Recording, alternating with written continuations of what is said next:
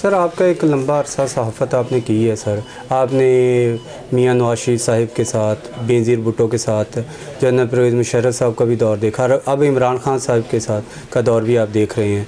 आपके ख्याल में सर इन चारों में से बेहतर डिलीवर किसने किया है सर? देखें, बात यह कि इसमें कोई शक नहीं कि नवाज शरीफ साहब के साथ मेरा एक पर्सनल तल्लुक़ रहा है। इमरान खान साहब ने जब तहरीक इंसाफ बनाई तो मैं उनकी पहली प्रेस कॉन्फ्रेंस में शामिल था और मुझे उन्होंने ख़ुद उसमें इनवाइट किया था।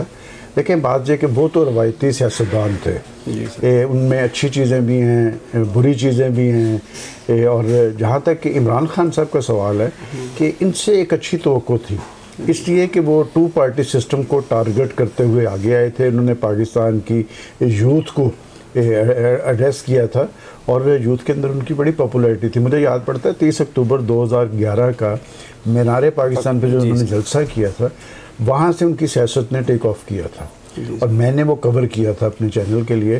तो 2 रोज़ बाद खान साहब मेरे पास इसी ऑफिस में आए, उन्होंने उस पर इसका शुक्रिया भी अदा किया और मुझे हैरत हुई कि वो जो रद्द-ए-अमल था लोगों का मीनारे पाकिस्तान पे, दरअसल लोगों का एक रद्द-ए-अमल था इस सिस्टम के ख़िलाफ़। उसमें कोई वो तहरीक इंसाफ का जलसा नहीं था।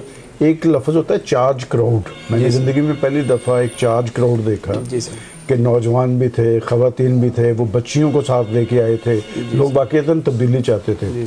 हमारी सियासत का बड़ा अलमिया ये है कि हमारे सियासतदान कहते कुछ और है और करते कुछ और है। और मुझे ज़ाती तौर पर बड़ा दुख पहुँचा कि इमरान खान से लोगों ने बहुत सारी तवक्कुआत कायम की थी और वो उनकी तवक्कुआत पर पूरा नहीं उतरे। आज आप देखें कि जितनी मायूसी, इससे पहले पाकिस्तान की किसी हुकूमत से इतनी मायूसी नहीं थी जितनी इनकी हुकूमत से है।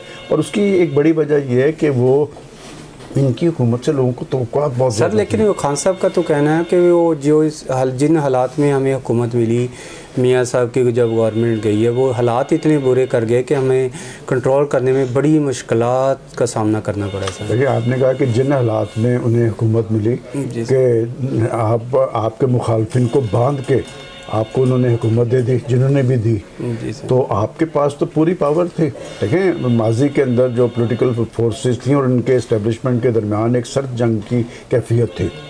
मैं समझता हूँ कि पाकिस्तान की इस्टेब्लिशमेंट ने तो एक बड़ा जुआ खेला कि उन्होंने 2 पार्टीज़ जो है उन्हें दीवार के साथ लगाकर इमरान खान साहब को प्लेट में रख के प्राइम मिनिस्टरशिप दी। इसमें तो और ज़्यादा उन्हें चाहिए था वो डिलीवर करते। और कभी कभी मुझे महसूस होता है कि जितना पाकिस्तान की इस्टेब्लिशमेंट को इन्होंने टारगेट किया था, देखें जब मैं इस्टेब्लिशमेंट की बात करता हूँ तो दुनिया के अंदर ये इस्टेब्लिशमेंट का जो लफ्ज़ होता है ना, वो रियासत के साथ मुंसलिक होता है। जो रियासत के मफादात होते हैं ना, वो इस्टेब्लिशमेंट ने देखने होते हैं। हुकूमतें आनी जानी चीज़ होती हैं। आज भी मैं समझता हूँ कि देखें, हम कुछ भी कहते रहें, उन्होंने पाकिस्तान के मफादात देखने, और इसलिए मैं बिल्कुल खुले तौर पर कह सकता हूँ कि इनकी हुकूमत की कारकर्दगी देख कर इस्टेब्लिशमेंट डिस्कस होना शुरू हो गई है। कि और ख़ास तौर पे पंजाब में कभी इस तरह के रुझानात, इस तरह की बातें नहीं हुई थी जो आज देहातों के अंदर वो जो होता है ना, एक डायरी वहाँ पे होती है, वहाँ एक बुज़ुर्ग बैठा होता है, वहाँ पर हुक्का चल रहा होता है, वहाँ पर भी वो गुफ्तगू पहुँची है।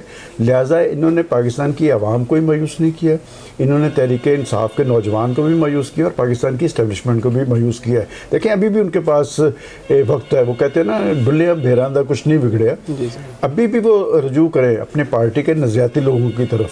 देखें, वो नौजवान जिन्हें मैं जानता हूँ, जिन्होंने स्ट्रगल की थी दिन रात, उन्होंने तहरीक इंसाफ को एक बड़ी सियासी कुव्वत के तौर पर पेश किया था, आज वो नौजवान कहाँ रह गए? आज जो ये चैनल्स पे चेहरे नज़र आते हैं वो तहरीक इंसाफ के चेहरे नहीं हैं, ये तो इब्नुल वक्त लोग हैं, ये मौका परस्त हैं। बल्कि मैं पंजाबी में एक लफ्ज़ होता है मालशिए, ये हर हुकूमत में शामिल होते हैं। क्या शेख रशीद साहब इनका चेहरा है? क्या फरदौस आशिक अवान तहरीक इंसाफ का चेहरा है? क्या फवाद चौधरी साहब तहरीक इंसाफ के नज़रियाती में बंदे हैं? देखें, बात यह है कि खान साहब को कुदरत ने या जिसने भी मौका दिया, एक बड़ा मौका मिला था, वो उस मौके को यूटिलाइज़ करते। और इसमें कोई दो आरा नहीं है कि माजी की 2 पार्टीज़ को इन्होंने टारगेट किया, इन्होंने उनको चोर और डाकू करार दिया।